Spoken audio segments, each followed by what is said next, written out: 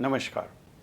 तो हमने पिछली बार देखा था एक नया concept, refraction of light. So now let us come to laws of refraction of light, and these are also called laws of reflection को स्नेल्स लॉ ऑफ रिफ्रैक्शन भी बोलते हैं। अब इसमें पहला लॉ क्या होगा? First is the incident ray, the refracted ray. Refracted मतलब जैसे एक तो मीडियम के अंदर एंटर होगी तो ये इंसिडेंट हो गए, लेकिन जब मीडियम में एंटर हुई तो वो नॉर्मल की तरफ जो बैंड हो रही है मीडियम के अंदर, उसको बोलेंगे रिफ्रैक्टेड रे, और जो बाहर निकलेगी उसको बोलेंगे इमर्जेंट रे। ठीक है, तो यहाँ पे ये रिफ्रैक्टेड रे एंड द नॉर्मल। नॉर्मल मतलब सरफेस के ऊपर, हम जो सरफेस के ऊपर परपेंडिकुलर ड्रॉ करते हैं, दैट इज नॉर्मल।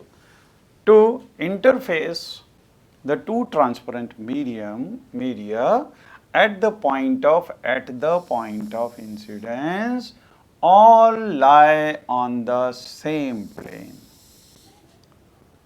तो रिफ्लेक्शन के अंदर भी इंसिडेंस रे और वो तीनों जो है एक ही उसके अंदर रहते हैं, इंसिडेंट रे, रिफ्लेक्टेड रे और नॉर्मल, है ना। उसमें ये वो देखा था। यहाँ पे रिफ्रैक्शन के अंदर भी ये तीनों they all will lie in the same plane।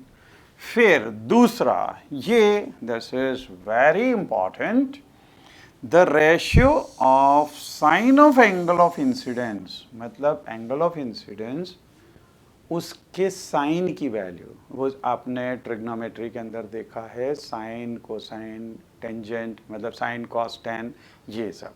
तो उसमें से साइन, साइन मतलब परपेंडिकुलर अपॉन हाइपोटेन्यूस, है ना। तो sine of angle of incidence to the sine of angle of refraction, इन दोनों का ratio, this is a constant for, अब यहां पे एक चीज ये, for the light of a given colour. तो अगर हम एक पेयर ऑफ मीडियम लें, अगर एयर और ग्लास लें, ठीक है, तो उसके लिए एंगल ऑफ इंसिडेंस उसका साइन लो, और अपॉन एंगल ऑफ रिफ्रैक्शन उसका साइन लो। आपको ये जान के आश्चर्य होगा, क्योंकि आई और जैसे अपन एंगल ऑफ इंसिडेंस तो चेंज कर सकते हैं कि कोई रे ऑफ लाइट, मतलब पहले हम दो जो पिन गाड़ रहे थे एक डायरेक्शन में, उसमें से दूसरे को एक जगह से उठा के दूसरी जगह कर दो तो एंगल ऑफ इंसिडेंस चेंज हो जाएगा। You will observe that angle of refraction is also changing, लेकिन दोनों के साइन की वैल्यू अगर आप लेंगे और उसका रेशियो लेंगे, you will find this is constant. क्योंकि आई अलग अलग चेंज करते रहो, आर भी अलग अलग चेंज होगा, लेकिन sine i upon sine r, इसकी वैल्यू हमेशा कांस्टेंट रहेगी अगर कलर ऑफ लाइट सेम है। हाँ, अगर आपने उसी एंगल ऑफ इंसिडेंस पे दूसरे कलर की लाइट अगर भेज दी, तो यहाँ पे एंगल ऑफ रिफ्रैक्शन और वो फिर sine i upon sine r की वैल्यू चेंज हो जाएगी, है ना। तो sine i upon sine r for a given pair of media, for a given pair of media, this will be constant। और ये कांस्टेंट, तो अगर sine of angle of incidence इसको हम आई से डिनोट करें और एंगल ऑफ रिफ्रैक्शन को हम आर से डिनोट करें, तो हम देखेंगे कि ये sine i upon sine r ये कांस्टेंट आ रहा है for a given pair of media, and this constant value is called refractive index of the second medium with respect to first medium। तो ये चीज, ये जो कांस्टेंट है, इसको बोलते हैं refractive index of medium. The refractive index of one medium with respect to other medium is the ratio of the speed of the light in the first medium to the speed of the light in the second medium. ये refractive index का मतलब होता है.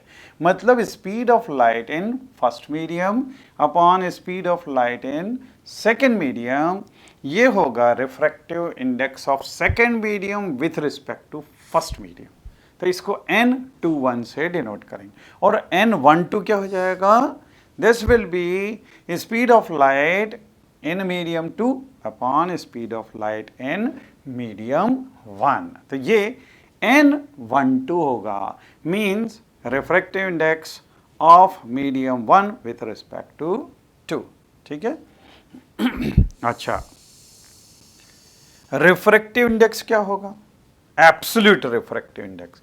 अब इसमें अगर first medium हम हमेशा वैक्यूम या एयर ले लें, ठीक है, फर्स्ट मीडियम हमेशा एयर या वैक्यूम लें और दूसरा मीडियम कुछ भी हो सकता है, तब ये एब्सोल्यूट रिफ्रैक्टिव इंडेक्स कहलाएगा. इफ मीडियम 1 इज वैक्यूम और air, then the refractive index of medium 2 is considered with respect to the vacuum, and this is called absolute refractive index of the medium. इसको बोलेंगे absolute refractive index. ठीक है. अच्छा, वैसे आपको मालूम है speed of light in air और वैक्यूम क्या होती है? This is 3 into 10 to the power 8 meters per second. लेकिन अगर इसको याद रखना हो तो याद रखने के लिए 10 ज़्यादा अच्छा नंबर है, तो आप याद रख सकते हो 3 into 10 to the power 10 centimetre पर सेकेंड. इससे याद रख सकते हैं ना. मीटर में कन्वर्ट करना हो तो 2 zeros कम कर दो, मतलब 10 to the power 8 हो जाएगा. ठीक है. तो यहां से absolute refractive index of medium m, this will B denoted by nm. This is speed of light in air, इसको c से डिनोट करें, upon speed of light in medium, इसको अगर v से डिनोट करें तो इन दोनों का ratio, this will be the absolute refractive index of the medium.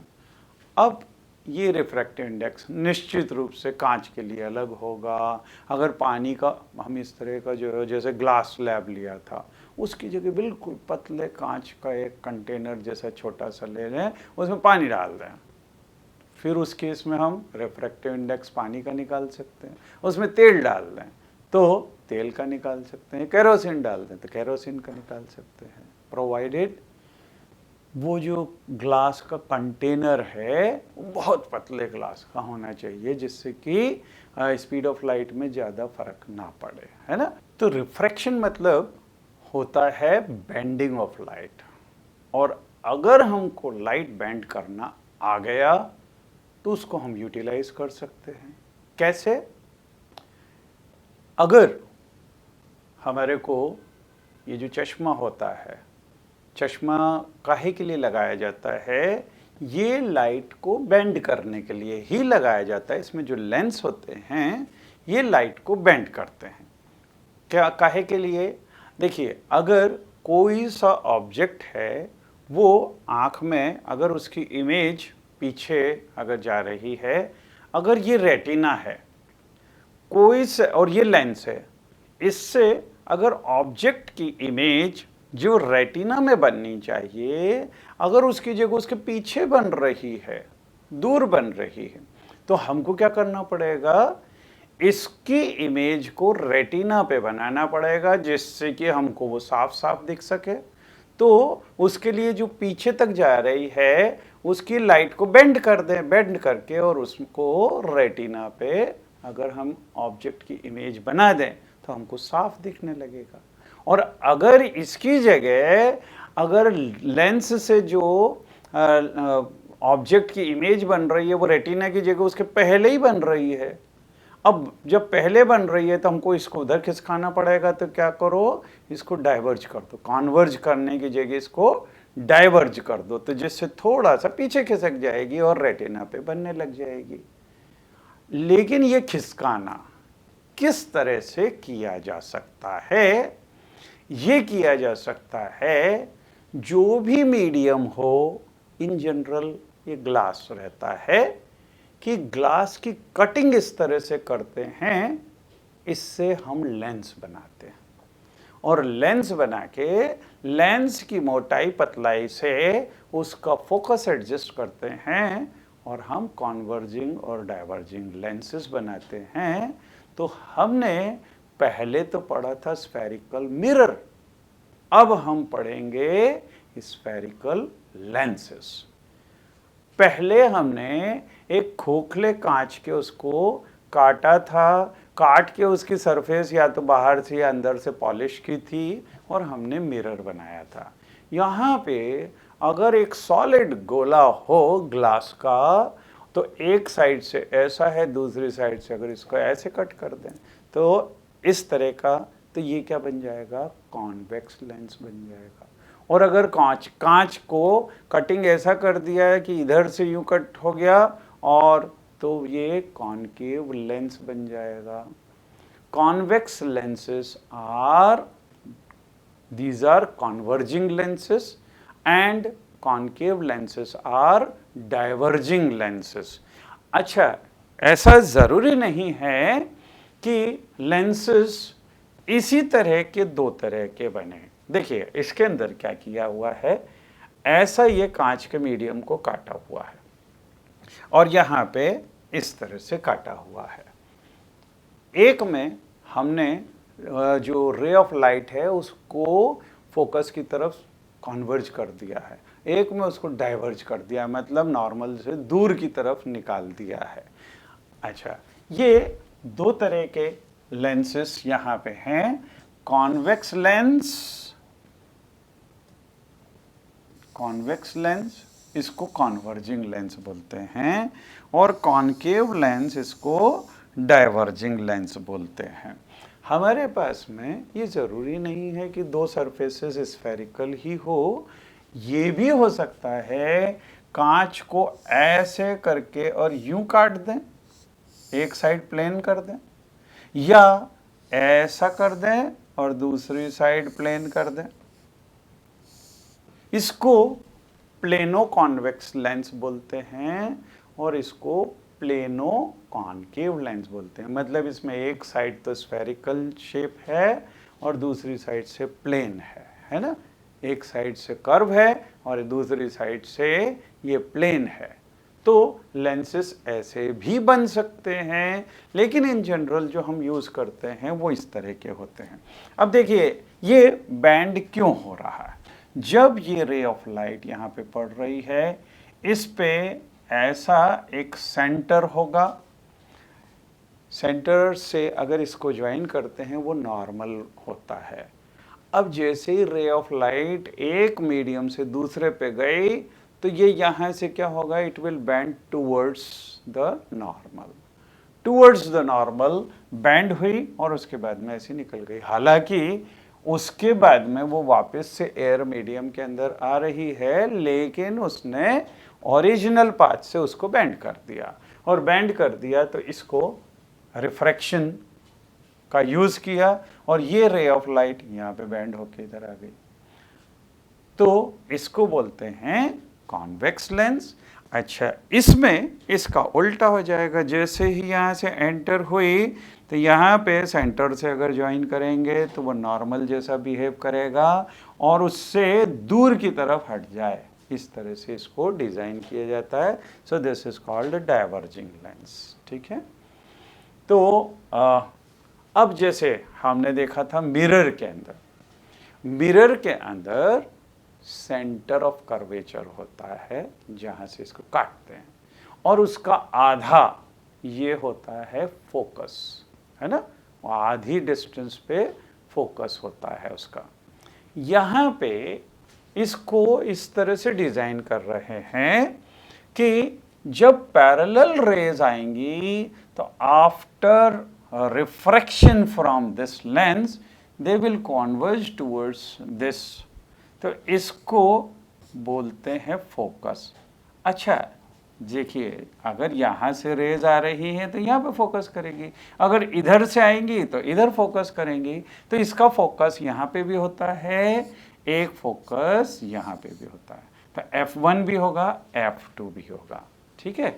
और जैसा हमारे C था, C मतलब सेंटर ऑफ कर्वेचर था, वो क्या था, डबल ऑफ फोकल लेंथ था, तो यहाँ पे हम वो सेंटर ऑफ कर्वेचर नहीं, इसको 2F2 बोलेंगे। जैसे यहाँ पे F1 है तो यहाँ पे 2F1 होगा, इसका डबल, ठीक है।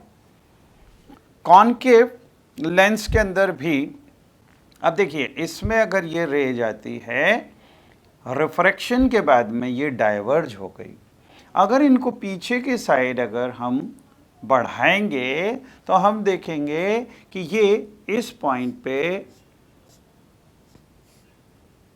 यहां से निकलती हुई दिख रही है, तो ये होगा इसका फोकस F1, इसका डबल कर दो तो ये हो जाएगा 2F1। ऐसे ही अपोजिट साइड भी फोकस होगा F2, ठीक है। अच्छा, एक चीज ये, इसका ये जो सेंटर होगा, यहां से कोई भी रे अगर पास होगी तो ये अनडेविएटेड चली जाएगी, उसमें कोई चेंजेस नहीं होगा इसमें, ठीक है। So this is about convex lens and concave lens. ये कॉन्वर्जिंग लेंस होता है और ये डाइवर्जिंग लेंस होता है। आपको जो दूर देखने के लिए चश्मा लगता है उसके अंदर डाइवर्जिंग लेंस लगता है। अब हम देखेंगे इमेज फॉर्मेशन बाय लेंसेस।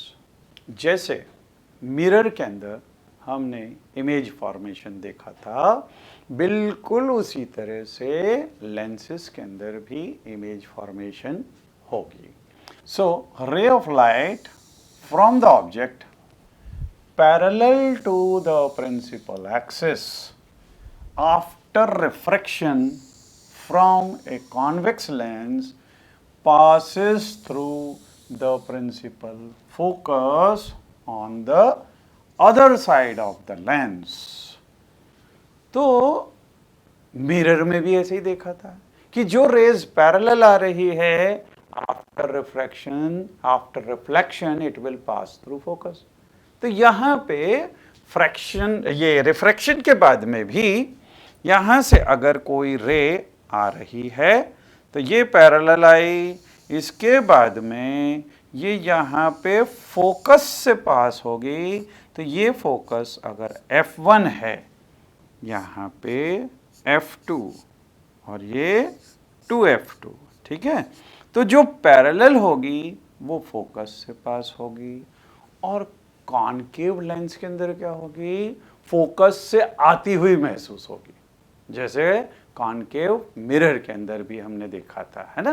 तो यहाँ पे अगर कॉनकेव लेंस दिया हुआ है तो ये जो रे है ये रिफ्रैक्शन के बाद में ये डाइवर्ज होगी, लेकिन इसको अगर पीछे की साइड अगर हम बढ़ाएंगे तो हम देखेंगे कि ये फोकस F1 से निकलती हुई प्रतीत हो रही है, ठीक है।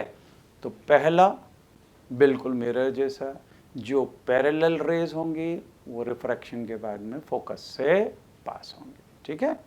दूसरा, a ray of light passing through principal focus, just उसका कॉन्वर्स, ये फिर से मिरर में हमने ऐसे ही देखा था कि passing through principal focus after refraction from a convex lens will emerge parallel to principal axis।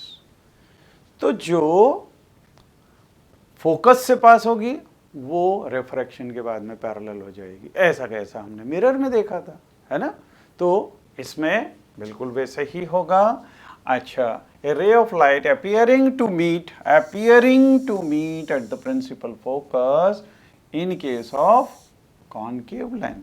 तो जैसा कॉन्वेक्स लेंस के अंदर क्या है, जो फोकस से पास हो रही है, ये फोकस अगर F1 है तो रिफ्रैक्शन के बाद में ये parallel to this principal axis हो जाएगी।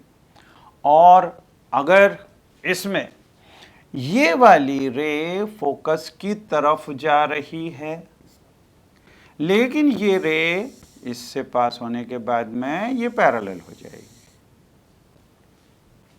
तो पहला था जो रे पैरेलल होगी वो फोकस से पास होगी, दूसरा जो फोकस से पास हो रही है वो after refraction will become parallel. तो ये दो लॉज हो गए। देन थर्ड, उसके अंदर भी हमने देखा था बिल्कुल ऐसा ही, a ray of light passing through optical centre of the lens will emerge without any deviation. तो ये पॉइंट जो बीच का होता है इसको ऑप्टिकल सेंटर बोलते हैं।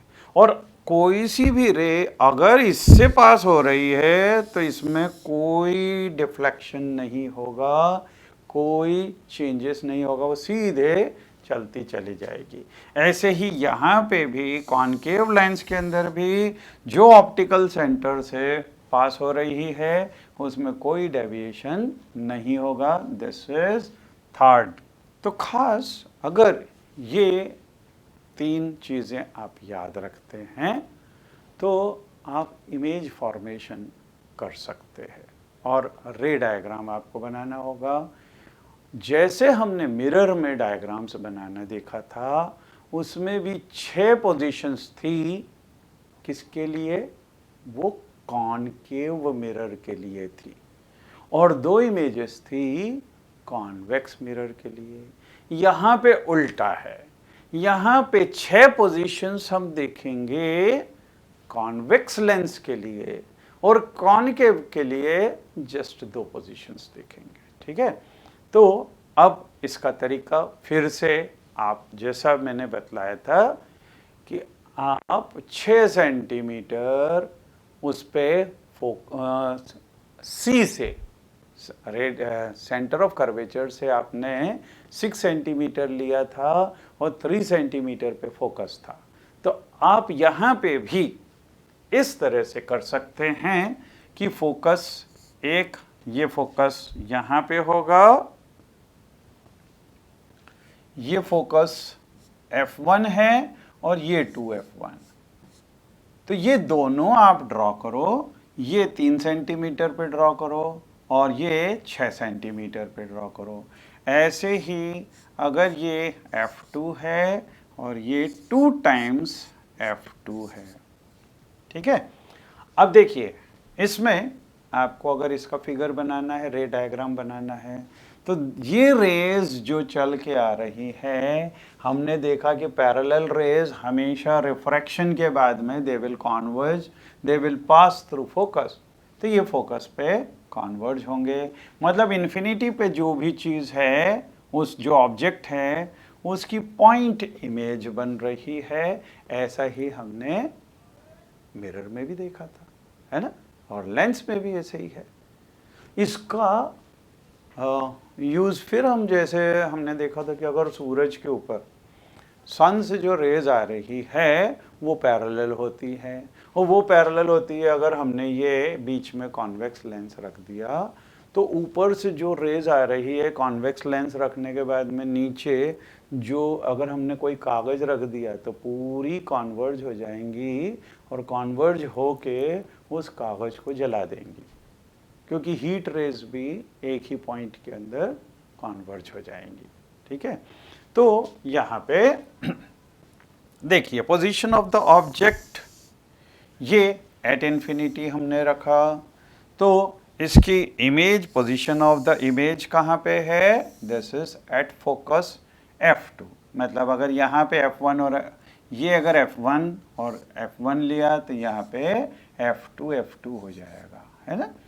तो at focus F2, size of the image, this is highly diminished, मतलब पॉइंट वाली इमेज बन रही है, point sized. And nature of the image, convex lens के अंदर क्योंकि इसको पर्दे के अंदर ऑब्टेन कर सकते हैं, तो ये रियल और इन्वर्टेड, इन्वर्टेड क्योंकि हम अभी कुछ केसेस और लेंगे। जो पहला केस हमने लिया ऑब्जेक्ट इन्फिनिटी पे, फिर उसके बाद में दूसरा केस क्या होगा, हमने जैसे मिरर में लिया था कि सी के पास में, यहाँ पे सी के पास में, सी और इन्फिनिटी इसके पास में, तो यहाँ पे क्या हो जाएगा 2f1 और इन्फिनिटी के बीच में होगा।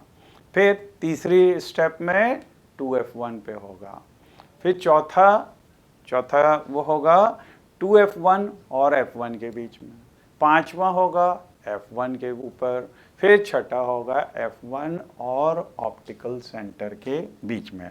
तो ये हुआ पहला object at infinity. Second is object beyond 2f1। तो ये अगर f1 है, ये 2f1 है, ये ऑप्टिकल सेंटर हो, ये f2 और ये 2f2, ठीक है, अगर ये है। अब यहाँ से देखिए जैसा अपन ने वो देखा है 3 केसेस, उसी तरह से हम यहाँ पे उन्हीं को यूज़ करके और इमेजेस फॉर्म कर सकते हैं। तो देखिए पहला, ए ray coming parallel will pass through focus. तो ये जो रे है, ये जो पैरेलल आ रही है, रिफ्रैक्शन के बाद में it will pass through the focus. तो ये फोकस से पास हो गई। और जो ऑप्टिकल सेंटर से आती है वो अनडेविएटेड चली गई, जहाँ पे दोनों इंटरसेक्ट करते हैं, यहाँ से प्रिंसिपल एक्सिस के ऊपर परपेंडिकुलर ड्रॉ कर दें, तो this will be the object. Even हमने एक और चीज देखी थी कि अगर rays these are coming from focus, then after refraction they will become parallel. तो ये जो तीसरी रे है, ये भी इसी पॉइंट पे इंटरसेक्ट करेगी।